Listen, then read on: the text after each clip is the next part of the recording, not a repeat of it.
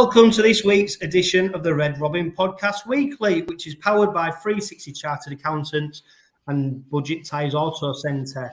Well, since beating Hull back in the derby on Friday the 15th of April, Rovers have beat Toulouse, seen head coach Tony Smith announce his departure from the club, tied up 𝐂𝐿𝐼𝑜t on a long-term contract, beat Wakefield, lost to Leeds, extended 𝐂𝐜𝐜𝐿𝐼's contract, lost the Challenge Cup semi-final, and appointed a new head coach.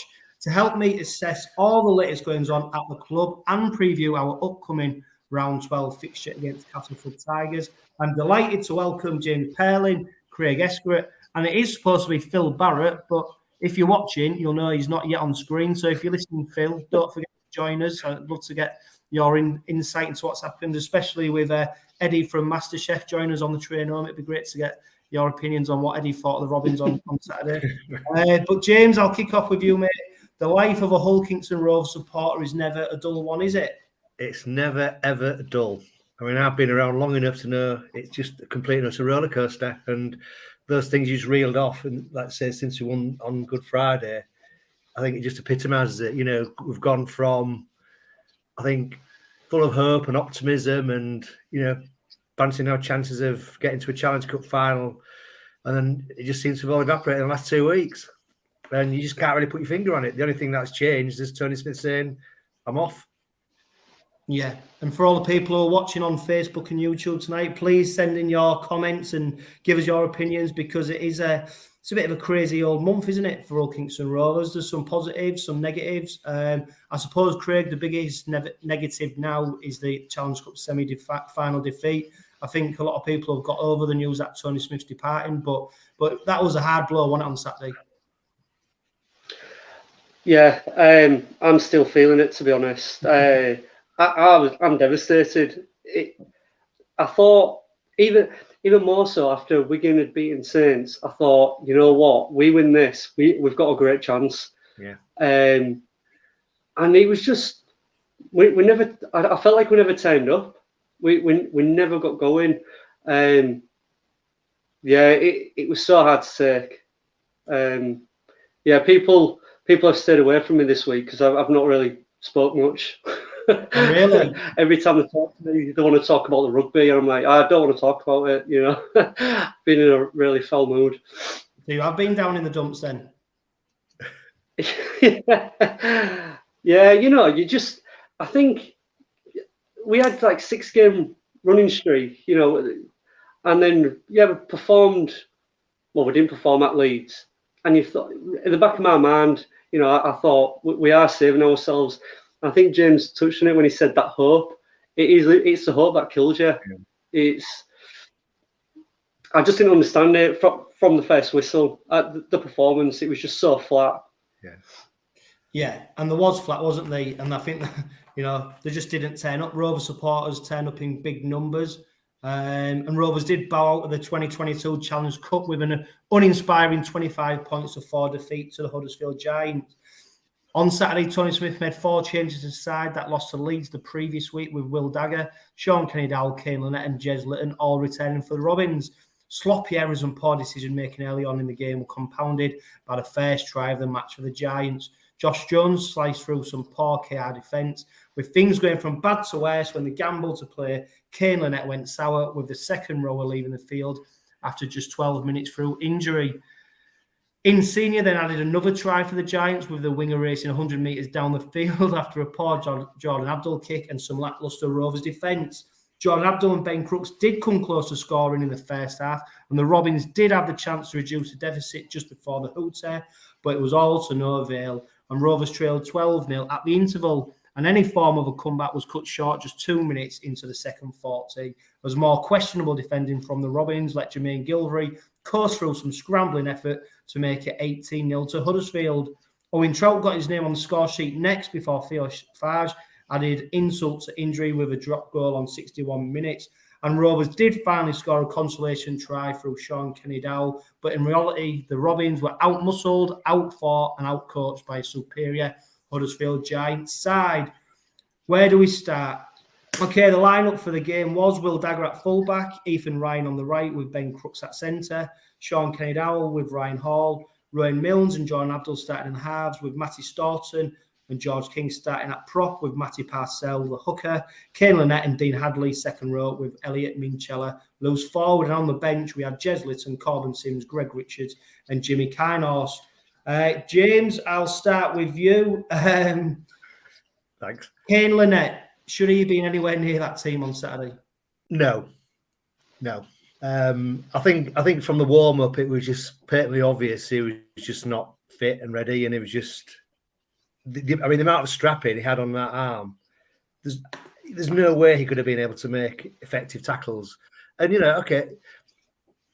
probably Tony Smith will say, well, put his hand up to play and everything. But at the end of the day, Tony Smith picks that team, and if there's any doubt, you don't pick him. I mean, you look back over history, not just Rovers, but any team. If you go into a big game with a player who's got an injury, it comes back to bite you. I mean, I'm old enough to be there in '86 when Gavin Miller played, and he had like Arthur Smith and nephew strapping all up his leg, and they managed to keep that quiet, and they lost.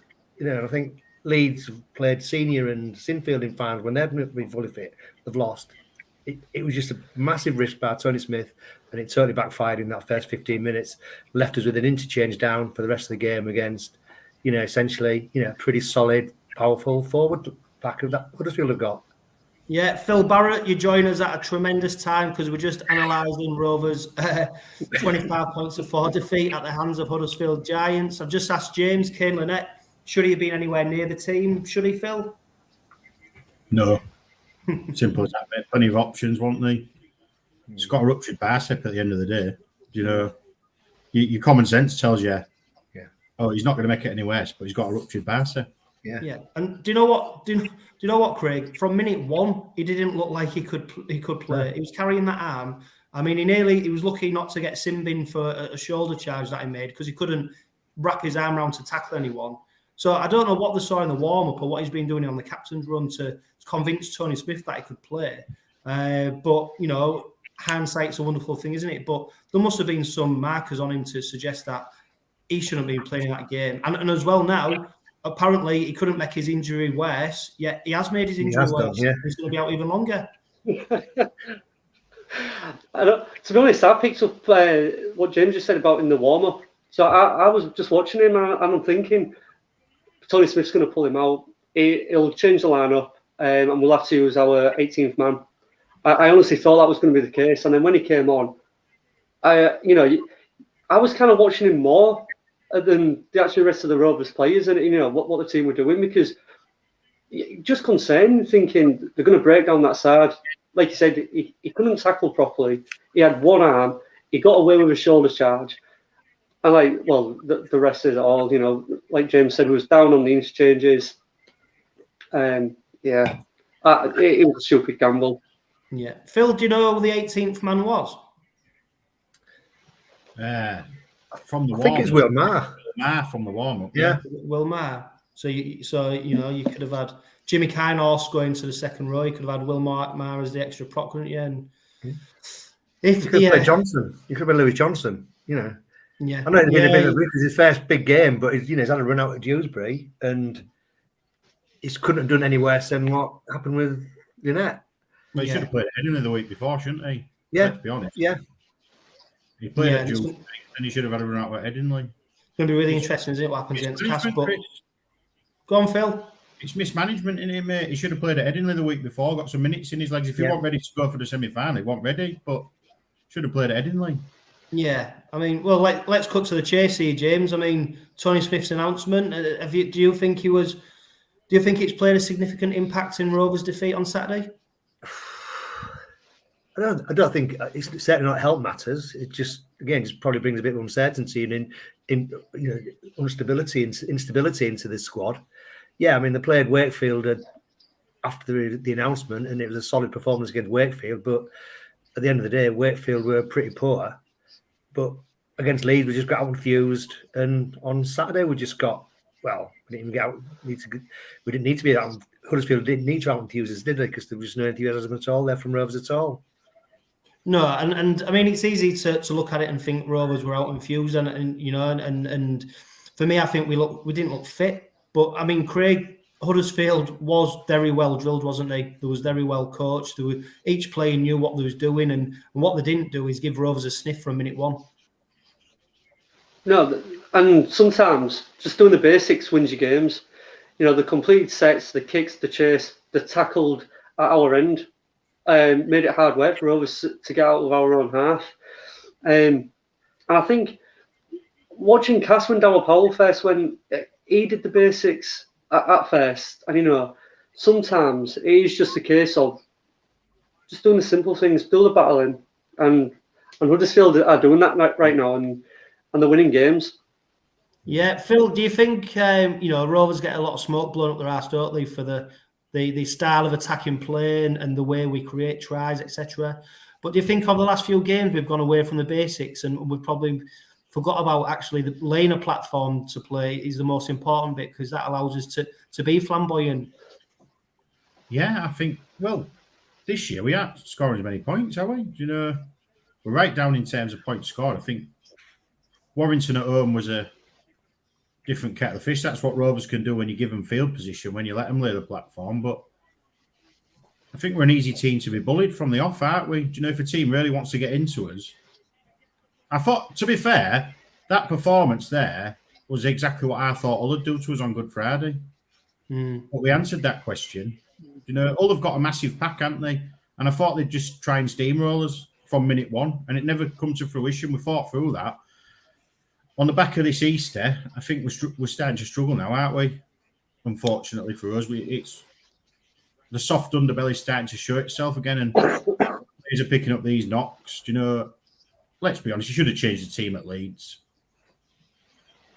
Do you think he tried to be a bit too clever at Leeds and tried to almost, I don't know, almost semi-go for the 2 points, but not quite commit to going for the 2 points by his team selection? And he's just been caught out really by his team selection, by not giving people minutes who should have had it, and maybe resting players who should have been rested.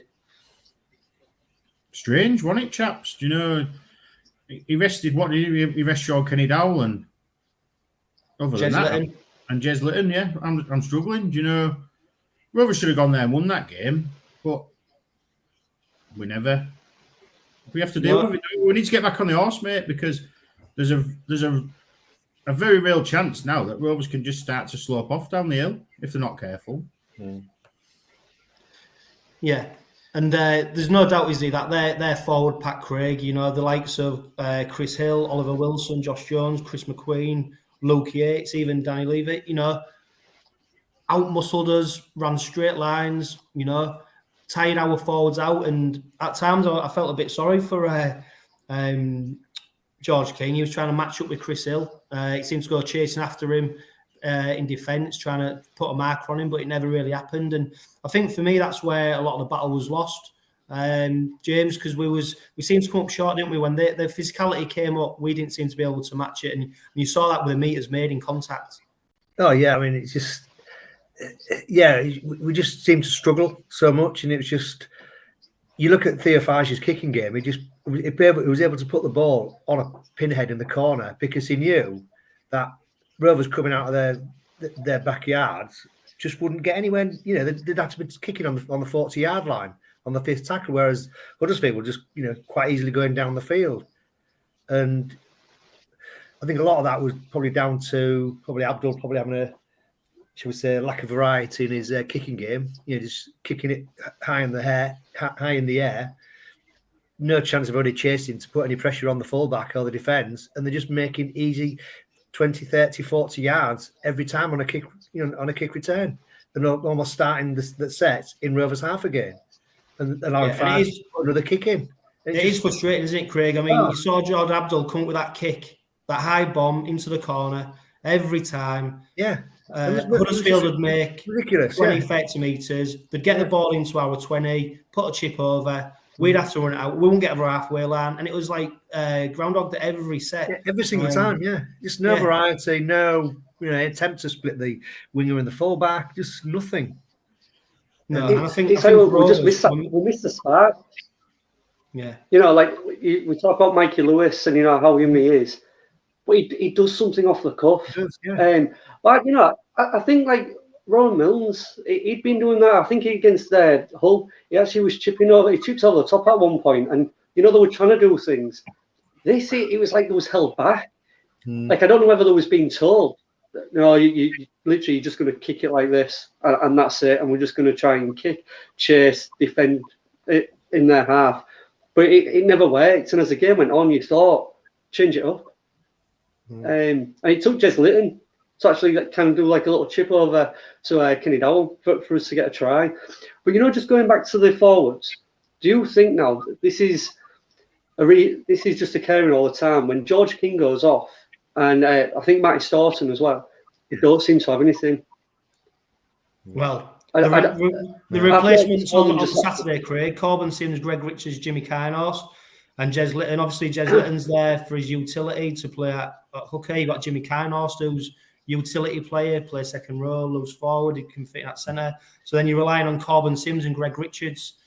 Phil, when you match up Corbin Sims and Greg Richards to some of the Huddersfield Giants forwards, is there any comparison to be made there? Not really, but to be fair, I thought he had an half decent game, Corbin Sims, for once. Yeah. Better than he's saved up before. But I think what you get, what he's dishing up, you'd get from a championship prop forward, wouldn't you?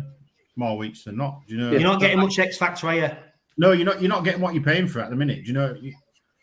Corbin Sims, you think he's going to come off the bench, he's going to make a big impact for 20 minutes, but it's disappointing. And I think that's a reason. I don't think it's breaking any comments to say that he's not going to be here next year, is he?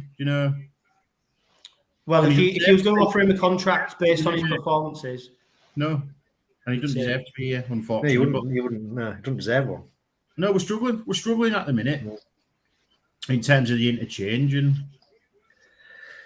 where do we go, chaps? Because it's not the end of the world, but we've been down this road before, haven't we? All of us. Yeah. And James, it wasn't end of the world at half time on Saturday, was it? Because Rovers, although it was a pretty disappointing first half, we only trailed 12-0 at the break, and you're thinking, you know what, get into the changing rooms at half time, maybe change a game plan, a bit of a rollicking from Tony Smith, come out because the game's still there. And then we go see Jay McGilvery slice through our defence at will. And to be fair, he's done well to score that try, hasn't he? But that killed the game for me, that try. Yeah, it did. Yeah, at 12-0, you're still in it, but you have to score first. Second half, we didn't. Like I said, it was a soft try, and I think that's probably the frustrating thing as well. That if you look at all the Huddersfield tries, they didn't really have to graft for them. Jones just went through the defence like nothing there. Senior interception, McGilvery. He did well to get it down, and then the last one was it English who just crashed over. Owen Trout, just crashed over from about 3 yards, and they didn't have to work for him, and that's a disappointing thing as well. And just going back to the interchange thing about why was Kynors not brought on until with only about 20 minutes to go? At least when Jimmy comes on, it at least gives a bit of he has a go, and I think he does. He gets stuck in, but he didn't come on till 20 minutes ago when the game was gone. Well, it's interesting because I think as well when Jez Litton came in, I'm sure I saw him featuring in the second row as well. When he came on for his first. So, I mean, it's not the first time, is it, Phil, that Tony Smith baffles us with some of his selections and then the minutes he gives players? No, I think you struggle to see what the plan is sometimes, don't you? I know coaches keep interchanges back and stuff like that in case something happens, but we lost a player after 12 minutes, like you said, so it was always on the back foot. I think the disappointing thing for me was we was never in the game. Like you said, it was 12-0 at half time, but was just never in the game, was it? It was a pretty much. It went as much to plan for Huddersfield as it could, and disappointing for us. I think the Pinders in our own end, like you said, Ryan Hall was doing donkey work all game on. He never got any good ball as usual. Their tactic was to trap Ryan Hall 5 metres from Rovers try line and make him do the hard work. And once we got even what I'd class as a little bit of good ball, we wasted it on tackles 2 and 3, didn't we? I think there was one play from the scrum, it went to touch first tackle in the Huddersfield 20. There was one where 𝐂𝐜𝐜𝐿 batted it on the halfway line. And 0-0 after 10 minutes, Just disappointing. So we have to, like I said earlier, get back on the horse, unfortunately, and soon.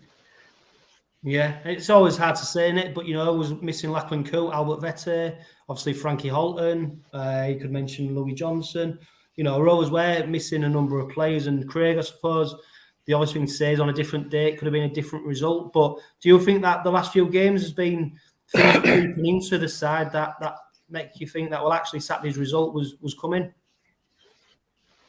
I don't know. I think like I mentioned about the Leeds game, the back of my mind, I just thought, well, we're holding back. They are concentrating on the semi-final. And, when you're missing players like, Coote and Vette, strike players, especially Coote, anyone's going to miss Coote. But just show something, show some enthusiasm. I'm really intrigued to see what happens on Sunday, to be honest. Scoring one try in 160 minutes of rugby, that's not good enough.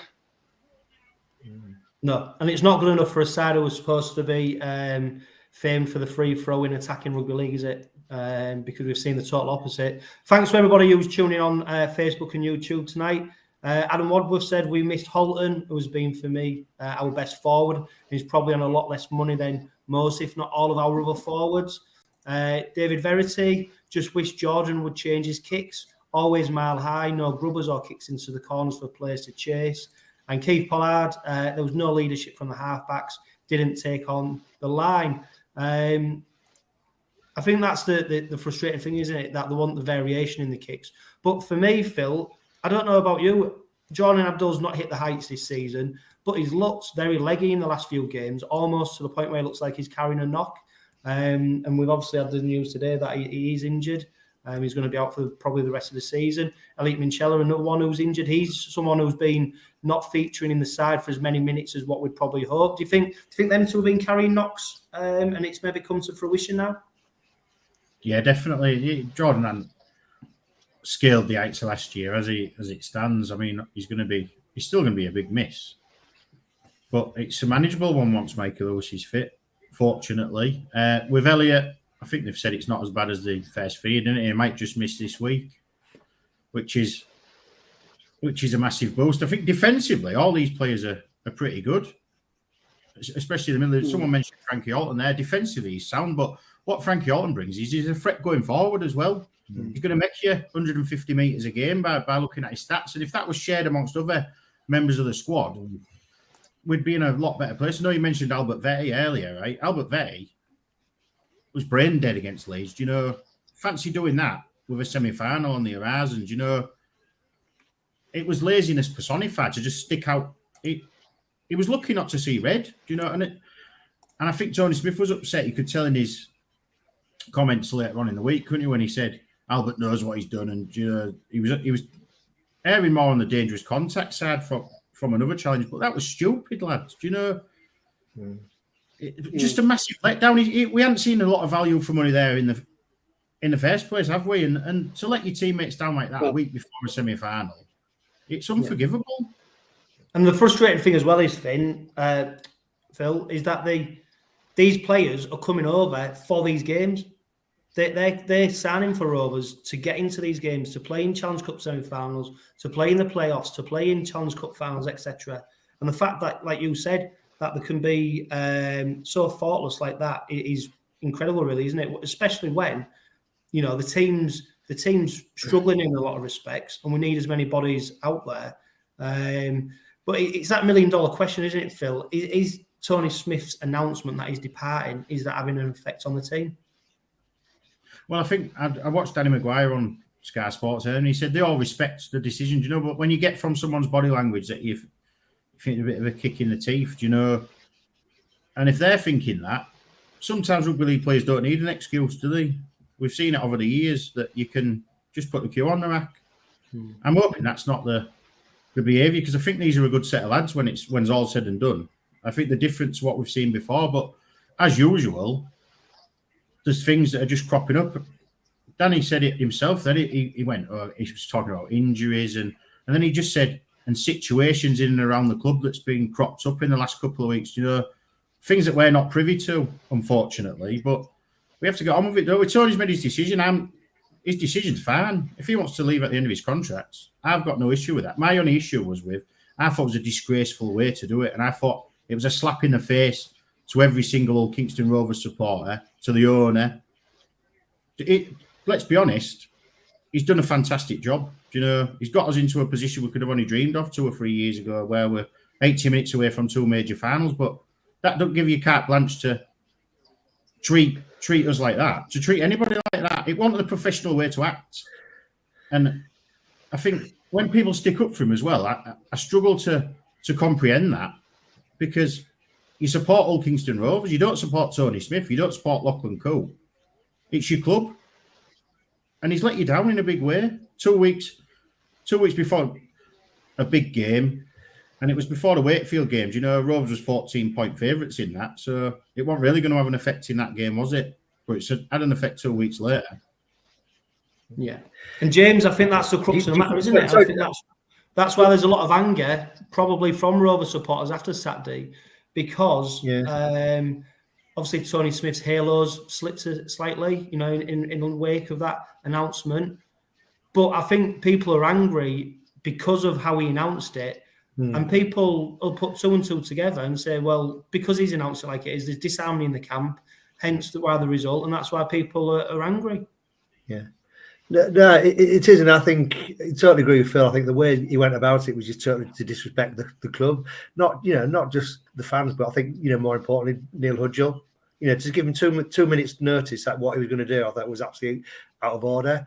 And coming out of the ground on Saturday, you know, we were just saying, I said, for me, he should go now. Just pay up his contract and say, thanks, Tony, you can go. We know you're not staying. You can go now. We're going to appoint somebody else. And then they could have let Danny Maguire come in as interim head to give him some experience of being a head coach that potentially could stand in good stead in the future. Because the way we're going at the moment, we're out the cup. We aren't going to go down. We're just going to end up, you know, frittering away into probably mid-table mediocrity. And as you said, there's something clearly not right at the club now. And I think they should have said to Tony, yeah, thanks, but off you go. Would you like to see the back of him now, Craig, or would you give him to the end of the season? To be honest, when it first got announced, I was mostly one of those fans. I was fuming in terms of, I can't believe the club are letting Tony Smith go. And I think that was just because we'd seen so much joy on the pitch, and you could see the way we was going. And then once everything had calmed down, and then started to read into his comments, you know, I was thinking, yeah, he has done it the wrong way. All he had to say was, I'm not renewing my contract. But now, I think 2 bad performances, you know, on the back of what he said. I think we mostly just keep him to the end of the season. You know, you've got players who have come out, like Jez Litton. You know, he said, we're gutted we weren't able to get to the final. You know, for us, the fans, the club and Tony, you know, we want to send him out on high. You know, we're going to try and do that now. And kind of when players come out, it's one of those, again, it's that hope. You just hope that, you know, that they're telling the truth. So personally, I think you've got to see how it goes over the next month or so, and then make a call then. Injuries didn't help on Saturday. But I can see where James is coming from as well. I'm seeing both sides, but I'd personally like to see him stay to the end of the season. Yeah, and that's the problem with the way he's announced it. He's divided a fan base because that's it, Chris. Do you know what I mean? Right?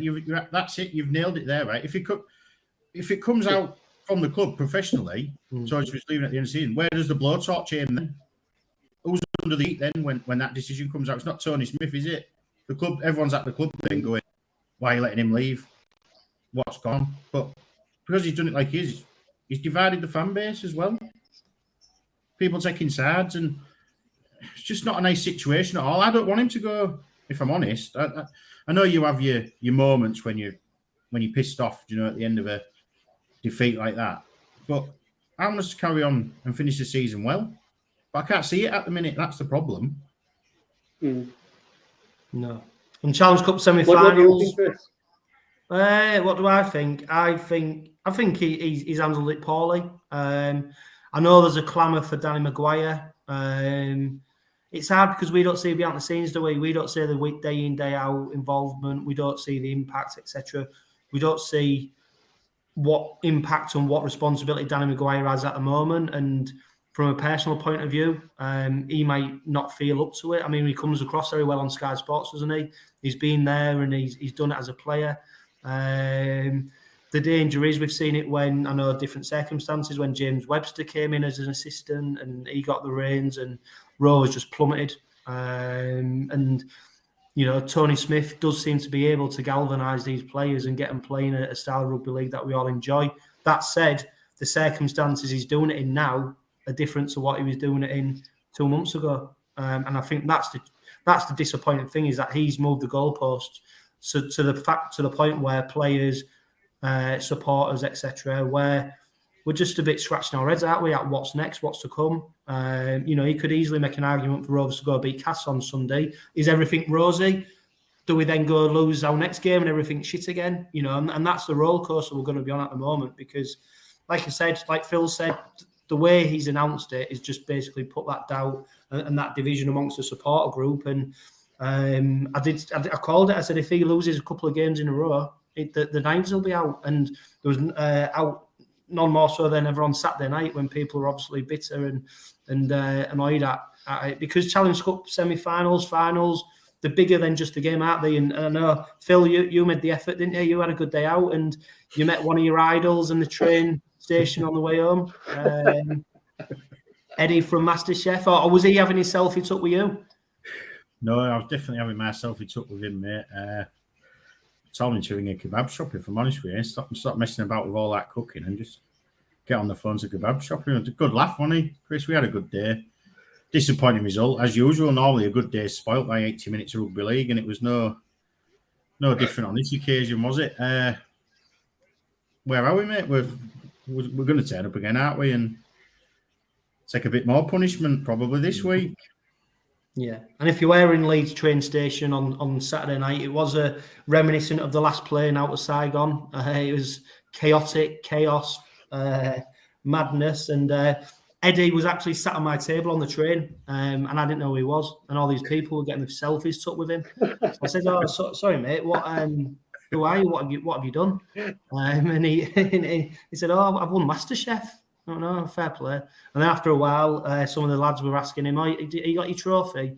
He wouldn't get it out. And then I think he bowed to peer pressure, and he got the trophy out for the lads, didn't he, on the way home? But no, it was, to be fair, after a bit of a disappointing day, it was nice to have a bit of a smile on the face on the way home. But we move on, don't we, boys? You know, that's been and gone. Rovers are not in the Challenge Cup final. We won't be playing at Tottenham Hotspur's new stadium, not for the foreseeable future.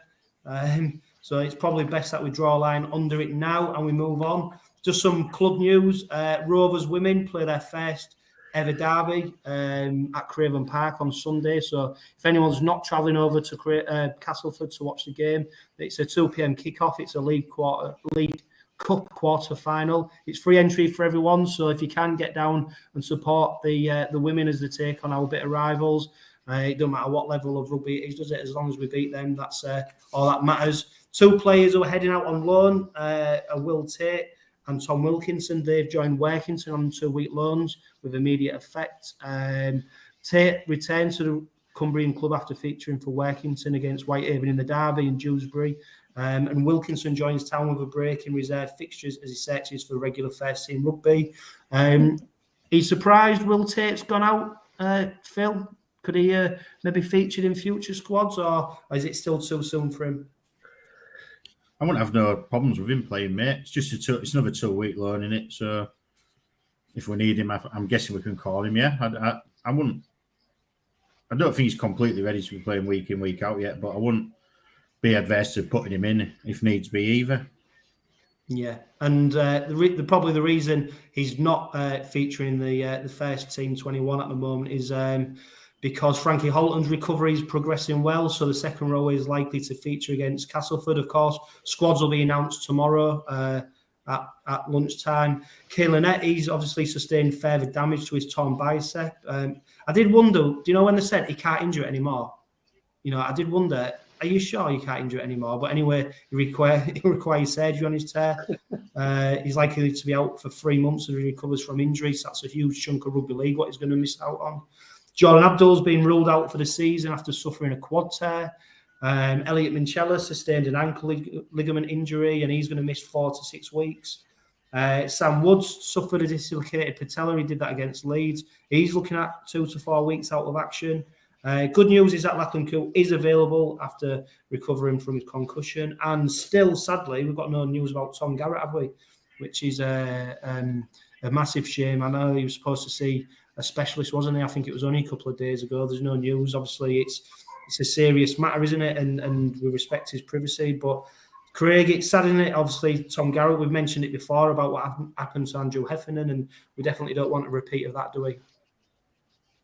Yeah, you just don't want to see anyone in rugby league with that injury. You know, it's not obviously it's like a poor man's sport, you know, but it's their livelihoods that they put everything on the line. And you know, it's sad. He's worked hard to get this chance to play Super League, and I just wish him all the best, you know, in his recovery, and he's back on the field playing soon. Yeah, so as we've already mentioned, Rovers are looking to get back on the horse and we travel over to Castleford on Sunday. It's a free 𝓡𝓸𝓷𝓼 kick-off at the Menderhose Jungle. They've got a rip-off Craven Street if you want to go down and have a beer and something to eat. It's on behind their main stand. Obviously, it's not as good as Craven Street, but we congratulate them for trying. We've already played them twice this season. We beat them 34 points to 10 in the Challenge Cup quarter-final. And, of course, we beat them 26 points to 10 in Super League Round 3 back in February. It looks like it's a game that could be set for Ben Crooks. He's set to make, he needs one more appearance to reach 200 for his career. And he needs just one more appearance, of course, to reach 150 Super League appearances. Ethan Ryan, he needs 1 try to reach 100 for his career. Ben Crooks needs 3 tries to reach 100 for his career. And 𝓡𝐸𝐿 needs 1 try to reach 100 for his career. So if I work that out right, if 𝓡𝐸𝐿 gets 1, Ben Crooks gets 3, Ethan Ryan gets 1, that should be game over, shouldn't it, James? Should be, yeah. It'd be great if they could all get those milestones. Yeah. But seriously, Phil, we travel over to Cass. They're going to be a different proposition to what we've faced already this season, aren't they? Yeah. Let's be honest, they're not great, are they? Either. We shouldn't be going there scared. We're not going to.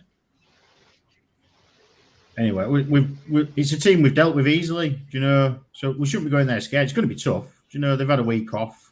We're battered and bruised. I think they was on the end of a pretty bad defeat last time out as well, weren't they? So they probably want to write that. But it's a chance to get back to winning ways. Yeah, and as well as Rovers losing their winning streak, Castleford did the same. They beat Toulouse 32 points to 6. They beat Wakefield 34 points to 4. They beat Leeds 16 points to 14, and of course they beat a young St Helens side 30 points to 10 before losing to Catalan 44-12. Craig, they've had a week off. They're looking back to get back to winning ways, and they look like they've pretty much got a fully fit squad with the likes of Greg Eden, Chase Blair, Finaway, George Griffin, and George Lawler, who was set to make his first appearance against the Robins, Nathan Massey, Jake Mamo, Paul McShane, Danny Richardson, Liam Watts, Joe Westerman. Rovers are obviously coming on the back of a defeat with a few injuries. Should we be worried on Sunday? Do you think there's enough in the Rovers side to get a result? Yes and no. You know, the question is confidence going to be low? Possible. It's possible. But like Phil said, you know, we have beat them at home twice. Yeah, they are a different team at home, but you know, we've got to get back to winning ways. And I think, you know, if we start the game fast against them, we get our confidence, we get our stride. You know, I think we'll break them down quite easy as well. You know, we showed it in the 2 games. You know, the times in the games where they were it's tight, but we gradually broke them down. But again, I thought we won the forward battle in them 2 games, and that gave us the platform to learn the tries that we scored. Yeah, and I think what's important for me is, James, is that the Rovers forwards are going to have to really front up in defence. Castleford lead the way in Super League with 350 tackle busts, the most out of any club. The second with offloads, they've got 110 offloads.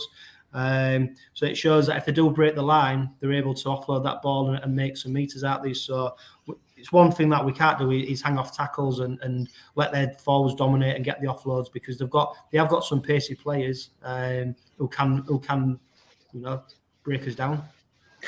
Yeah, I think for me, it's just as long as we get a response. But you're right. I think from a backline point of view, I think we're fine. I don't think we have a problem there. But you say it's just having the forwards be able to get that dominance.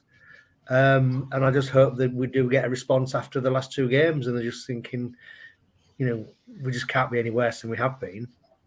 Yeah, and I've had a go at naming the starting lineup. I said that after Leeds. yeah, there you go. But of course, the squad's announced tomorrow, and there's always a few surprises. I know Rovers provide these injury updates, but then the squad gets announced, and you're thinking, well, where's he come from or where's he gone? Because there's nothing mentioned in the squad in the injury. But I've had a go at naming our 13. I've gone Will Dagger at fullback, with Ethan Ryan and Ben Crutz continuing on the right. Of course, SKD and Hall. And I've gone for Brad 𝓡𝓸𝓷𝓼 to partner Milnes in the halves, with Parcell starting at hooker, King and Staunton at starting props, with Frankie Holt and Louis Johnson second row, Dean Handily at number 13. And then for the bench, we've gone Lytton, 𝐂𝐜𝐜𝐿, Richards, Sims. What do you reckon, Phil? I think 𝓂𝐶𝐚𝐫𝐞𝐫 will make the team, mate. Oh, yeah. I don't have I? No, I don't think it'll be far off, but I think 𝓂𝐶𝐚𝐫𝐞𝐫, and then it'll be. Well, we don't know what's going on with Brad 𝓡𝓸𝓷𝓼, do we? If he doesn't play in this game, what is the point, Craig? What is the point in Brad 𝓡𝓸𝓷𝓼? Well, I mean, you might as well that's a loaded question. I know that's a loaded question, but in terms of his Rovers career, what is the point of Brad 𝓡𝓸𝓷𝓼 if he doesn't feature in this game? I don't understand it. What's happened. The club have decided he's staying. There's all these rumours that go about whether it's like Smith wants to play him, but the board won't play him, or the board want him to play and Smith won't play him. If he's been named in the squad, he's probably one of the highest paid players we've got at the club. Play him. If you're not going to play him, you might as well get rid. I obviously I don't know the contract situation in terms of paying compensation, all that kind of stuff. But I honestly don't get it anymore. I really don't. Yeah, because I've seen the interview earlier with Tony Smith. James, he should be one of our. I was just going to say Tony Smith earlier. He's fully fit. Yeah. Sorry, Chris. I was going to say, James, he should be one of our fittest players. He should be, yeah. But he hasn't looked like that when he was supposedly fit. No, I'm with Craig. It's an interesting one about. It just seems to be 𝓡𝓸𝓷𝓼 just seems to have sort of broken the dynamic of the club at the moment, and people are saying, oh well, Lakin wanted to get rid of him, Smith wanted to stay, and that's why Smith's left. Blah blah blah. But then, why does it keep picking him in every single 21-man squad? And then not playing him? If he wanted to prove a point to Paul Lakin or whoever at the club is saying, they should have got rid of him, he'd play him every time, but he isn't. So I just think that's a bit of red herring. Personally, I wouldn't play him. I wouldn't have him at the club, but that's my personal view. And I don't think he even warrants a place on form. When he was playing, it just didn't warrant a place. I couldn't see who you could play him instead. Instead of. If you're looking for Sunday, maybe I've seen people say maybe put Dagger off half, partnering Milnes. Might be something a bit different. Bringing 𝐂𝐜𝐿 in, obviously. Personally, I'd rather have Dagger at half back than 𝓡𝓸𝓷𝓼.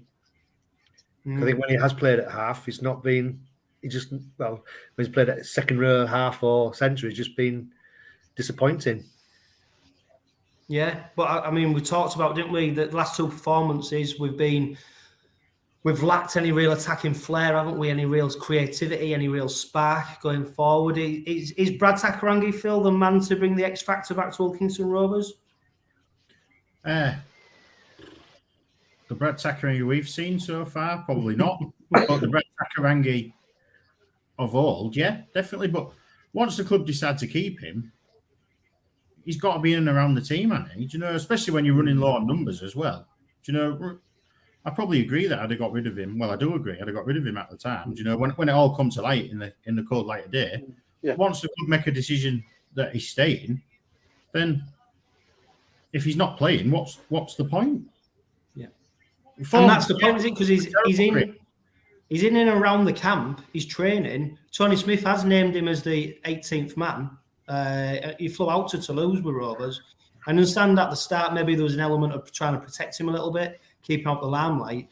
But I mean, how many games are we now since Toulouse? Four or 5 games since then. So it just seems to be another one of them little things that we just seem to be doing wrong. There's something just not quite right about it. And again, it's another one of them decisions, Craig, that's created a bit of disharmony in the fan base, hasn't it? Because there's supporters who think we should have got rid of him. There's supporters who think we should have kept him. But the fact of the matter is we have kept him.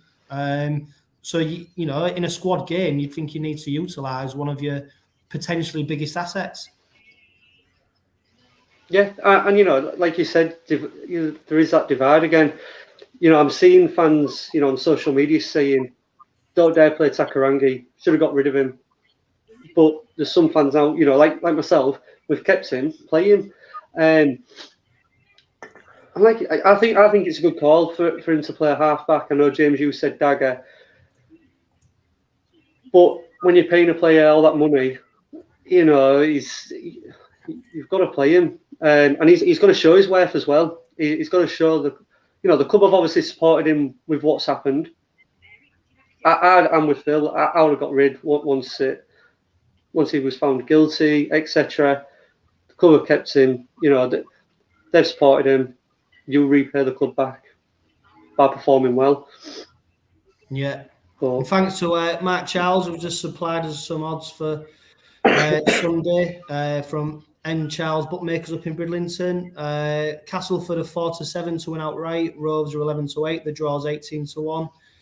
On the handicap, Rovers are 10-11 at +6. Obviously, Castleford at 10-11 as well. +6 to Rovers. Phil, what do you reckon to that? Yeah, well, I think good. All things in measure, I don't think you could disagree with that at the minute. I think I'd be taking Rovers with a 6 start, yeah. Yeah. Do you know what worries me? My biggest worry is that we've got a number of our forwards who are probably knackered and carrying knocks at the moment. And I know we've become ever so reliant on George King.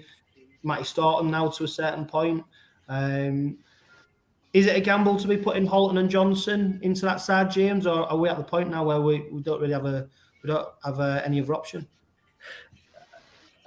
I don't think we've got any other option, but to be honest, I think we've missed them both. I think, as I said earlier, Halton's not only a tackling machine, but he makes yards as well, comes up with the odd try. And I think Johnson's going to come back with a load of enthusiasm. So, yeah, we've got nothing to lose. And I think those two back will actually hopefully give the forwards a bit of spark and hopefully, potentially take a bit of pressure off Staunton and King. Yeah, and Elliot Mincelli sort of burst on the scene, didn't he, after his recovery from injury, and he became a really important member of the team. I'd say over the last few games, Phil, Mincella's probably not had enough minutes on the pitch, and he hadn't been making the impact what he certainly did at the start of the season. A replacement for him on Sunday? Do you think Dean Hadley will slot into 13, or do you think we might see something a bit more maverick like Sims going there, or even Jez Litton? No, I think Hadley's not a bad shout if Halton and Johnson do come in. Thankfully, I think Joey Apps has reported that he's only going to miss a week when it was 4 to 6 weeks, wasn't it, earlier? So I think they've had a bit of good news there with the scan. So hopefully Elliot will be back for the Catalans game. If not, he's got a week off after that, hasn't he? So we should be seeing him shortly. I think it's going to be the energy battle at Castleford, isn't it? Like we said earlier, the forwards. We just need to find a bit of energy and start a game with a bit of something about us, because the last 2 weeks we haven't, unfortunately. They're carrying knocks, aren't they? But I like a game against Cass. They aren't the biggest pack in the world, are they? The mobile, the workman-like, and I think it's something we can we can build into having a decent game against.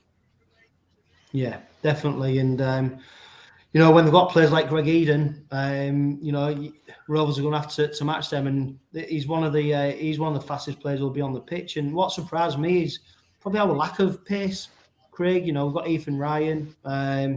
Obviously, he was supposed to be a bit of a speedster, but then other than that, you know, you're failing to find someone in that team who's got the pace, and we didn't see that became clear, didn't it, when in senior scored on Saturday, and there wasn't really any Rovers player who could get close to him. So it's not something that's going to change. So maybe Rovers do need to change their attacking game and come out on the blocks from the first minute fast, because we saw against Warrington when we got a roll on, especially with Matty Parcell leading that. You know, we was pretty much unstoppable. Yeah, I think that the pace was highlighted quite early on in the season, and we had Mikey Lewis and Parcell, and obviously Lewis got injured. You know, Ethan Ryan's come in, and you know, Greg Eden, you know, he's going to be a threat. You know, he's a good finisher, but at the same time, he can also drop a ball. But yeah, like I said earlier, you know, we need to start fast against them, get that confidence up, and just attack maybe a bit differently as well. Because obviously the last couple of weeks it's been non-existent really, but no, we start fast. I was going to get a Castleford fan on to help preview the game, but I couldn't be asked because I've spoke to him that many times and we've seen Castleford that many times. You know, there's not much more we can add to it, is there? So, predictions for Sunday, Phil? I'm hoping Rovers respond. You know, it's the energy battle for me. If Rovers come out early doors, it's supposed to stamp of a pitch. We're pretty solid defensively. You know, we're lacking in pace, but we're solid defensively. If we get that right on that pitch, I think 6 point start on the handicap, that'd be good enough for Rovers. I think Rovers will certainly win on the handicap, and hopefully they'll win the game. Yeah, and you, Craig? You know, I'd take 6. I'd take 4. I'd take 1, to be honest. But I think it's going to be close. I can see 2 points being in it, especially if our forwards are firing. If they don't, I think it's going to be a long day for us. But no, I'm hoping we respond and we get it by 2. So, and what about you, James? As I said, I'm just hoping we'll get a response, and if we get a response, I'm going for a Rovers win by about 30 points to 22. I thought he was just going to. Good job, your internet didn't cut out at 30 points then. Wow, that would have been a score prediction and half, that, wouldn't it? Yeah, we'll see, won't we? Rovers definitely need to respond. What else has gone on? Oh yeah, Rovers have got a new head coach. Yeah, we failed to mention that, did we? Willie Peters is joining the club as a new head coach in 2023 on a 3-year deal until the end of 2025. The 40-year-old joins the club after 6 years in the NRL as an assistant head coach with Manly Sea Eagles, South Sydney Rabbitohs, and he's currently with the Newcastle Knights. During this time, the former Wigan and Widnes halfback has been part of 5 successive playoff finishes, whilst working with some of the competition's most notable coaches in Trent Barrett, Anthony Seibold, Wayne Bennett and Adam O'Brien. Ahead of joining Rovers, Big Willie has said, when the opportunity came up, it just felt right. I've got so many good memories of when I played in Super League. I'm just grateful for the opportunity and I cannot wait to get back over there. We don't need to change too much in the way we'll play our footy. Naturally, I'll have my spin on things and some principles that I think are most important. Paul Lakin, our CEO, said, from the first time we spoke to Willie, it was clear that he understood the progress we have made under Tony, our philosophy on recruitment, the quality of our squad and passion of our fan base, how we could build and develop our team further over the next 3 years. Both former coaching and players who have worked with Willie spoke in such high regard of his coaching abilities, with Willie's significant coaching experience, his initial development coaching background, and his clear understanding of the Super League game. We believe he is in an ideal fit for Hull Kingston Rovers to progress from the firm foundation stones set in place. An interesting appointment. James, I'll start with you. Were you underwhelmed, overwhelmed? Don't know how to feel whelmed? I'm open-minded, to be honest. I remember him as I've heard of him as a player, but obviously you don't tend to sort of know who the assistant coaches are. But as you said, he's worked with he's worked with people like Wayne Bennett. Then he's hopefully picked up some stuff from him. I thought it was interesting what Burgess came out with today about. Obviously, he's worked with him at the Rabbitohs. So yeah, you got to take on board what they're saying. I think I'm just being open-minded about it. I just hope he's probably more Justin Morgan than Craig Sandercock. Good comparison there, isn't it, Phil? It'd be interesting to know who's on the alleged four-man shortlist, wouldn't it? To see who he's come up against and who hasn't got the job. What do you make of Willie Peters? What can you say, mate? Do you know, assistant coach coming in, don't know a lot about him. It's a risk, but it's a risk I think you have to take, isn't it? If you're going down the experienced coach route, what's out there? I don't know. Certainly in Australia, are you going to attract a name who's been there, seen it, and done it in the NRL? I know John Morris is back to being an assistant coach in the NRL. Now, I'm prepared to give him a chance. Do you know, it could go one or two ways, but people are talking about him in a positive light. Sam Burgess has got, like you said, only good things to say about him, and I'm hoping Rovers have done their own work. Yeah. Well, I text Josh Manslater, former Newcastle Knights player, and he just texts back, gamble, massive gamble. And I suppose that's it, isn't it? Which is why I'm maybe a bit surprised, Craig. We haven't gone for a more experienced coach. But obviously, we're a progressive club. We're looking at building our infrastructure in and around the club, the playing group, etc. And Willie Peters is someone who's got experience of bringing through young players. I think he had a massive role in bringing his Pappenhausen through, and he's been successful with West Tigers in the Holden Cup, etc. And there's no doubt, these experienced coaches who brought him in as assistant, they must have spotted something in him. But it's a gamble, isn't it, with it being his first head coach role? Yeah, I think like Phil said, though, who is out there, who's experienced, I didn't know how to feel about it. I wasn't underwhelmed. I wasn't overwhelmed. I'd not really heard of the guy. The clips that you put on social media of him playing rugby, I was watching rugby at that time. I can't remember him. I think, when that worries me is when you just said about he can bring you through. I remember all this hype around Sandercock. At the same time, he could bring the youth through and look what happened. So obviously I'm willing to give him a chance. I think the club are in a lot better position for him to succeed than obviously past coaches have been. So he's got something to work with there. Obviously his philosophy of the game, he wants to pretty much keep it the same, but like you said, have his own stamp on it, which I think will be good for the fans because we've enjoyed this attacking rugby. But yeah, we'll see how it goes and who he brings in, who we can keep. So people like Parcell, if he keeps in, he's going to start getting fans on side. But yeah, it's an open book. We'll see what happens. Yeah, and I think earlier this evening, Dave Verity, he's mentioned it. But Jenna Brooks, I think she broke some news that it looks like Matty Parcell could be signing a new contract at Rovers. Is that testament to Willie Peters coming in as coach? Paul Lakin said it's vitally important that we make this announcement now to enable retention and recruitment discussions to happen immediately whilst we remain fully focused on the 2022 season.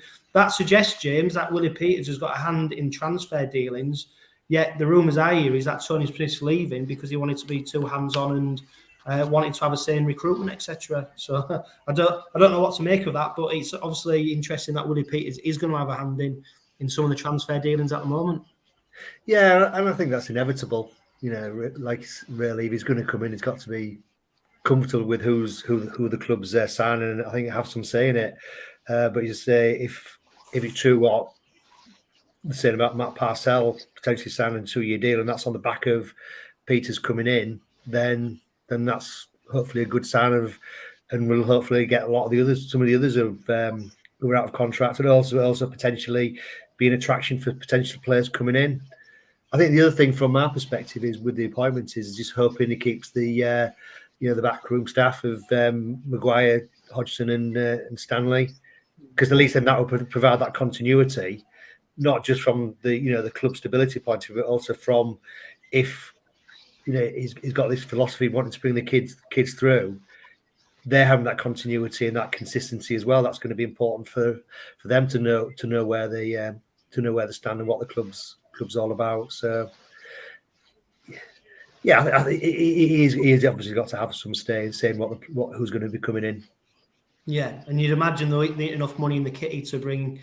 We brought Willie Peters in, but I can't imagine there's enough money in the kitty to then bring in an assistant to him from Australia as well. So you like to imagine that he's going to work with what he's got. Whether Danny Maguire is part of that, who knows? Because we don't yet know where Tony Smith's going. We don't know what. So there's still a lot of uncertainty, isn't there? I mean, the club have said that there'll be no more talk of Willie Peters until the end of the season, which is probably quite right, isn't it? We want Tony Smith to concentrate on the job in hand, and we definitely don't want the club to be distracted about what's coming in the future when we're very much here in the present, and we've still got a lot to do. We're handily placed in 6th place in the playoffs. We've got a number of games ahead of us. This season's not dead and buried on the back of a Challenge Cup semi-final defeat. So I think it's time, isn't it, Phil, that we have a bit of positivity. We try and look to the future. We know our future in terms of our head coach is going to be, and a win against Castle definitely lift Rovers' spirits, won't it? Because we go into the Catalan game after that before having a break, needing to at least get 2 points from the next 2 games. Yeah, that's it, mate. Like you said, there's a break in a couple of weeks for the Challenge Cup final. 2 big games, the table could look a lot different for Rovers. 2 defeats, and you're starting to think, are we going to make the 6? But 1 win, 2 wins, and you've put yourself in a decent position, especially if you can beat Castleford Sunday. That just makes it look an whole lot better, doesn't it, going into that Catalans game? We're annoyed with the club. Do you know what I mean? We're annoyed when they save up the last couple of performances that sort of came out of nowhere, really, as well, because they'd gone well over Easter, they beat all, they'd gone to Toulouse, Rovers, and we was all saying Rovers teams are past want to come back from Toulouse, with 2 points, especially the situation in the game that they got themselves into, but they fought their way out of that. The fresh Wakefield at home, and it's just been a bit deflating the last couple of weeks. So they need to just give us something a little bit back now, I think, and I think they can. Yeah. Well, fingers crossed, and like we said, boys, the one thing that is for sure is that the Red Army will always be there when we travel to Mendeho's Jungle on Sunday in search of 2 points. That brings an end to another episode of the Red Robin podcast, with the Robins up against it after 2 disappointing defeats. With our Challenge Cup dream well and truly over, the focus is firmly on cementing a playoff spot come the end of the season. You have been listening to the Red Robin podcast with me, Chris Johnson, and as ever, a big thank you to Craig, James and Phil for joining us and giving their raw and honest opinions on 𝐂𝐿𝐴𝐻𝐼𝐶 Rovers.